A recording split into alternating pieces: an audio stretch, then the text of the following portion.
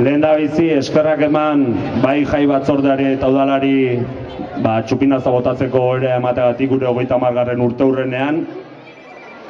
Eta nola ez, hemen oain lanian ari garenak igo gara, bai jokalari, direktibo, entrenatzaile eta bar, baina gogoan eduki, 30 urte hauetan posible egin dutenak Bilabona Futbol Kirol Elkartea martxan jarraitzea, lanian egotea, eta orain arte izan dena izatera heltzea. Besterik gabe, ea jaiak ondo pasatzen ditugun, eta ondo pasa denak jaietan. Gora Bilabona Futbol Kirol Elkartea! Gora Bilabona! Gora Bilabona tarrak!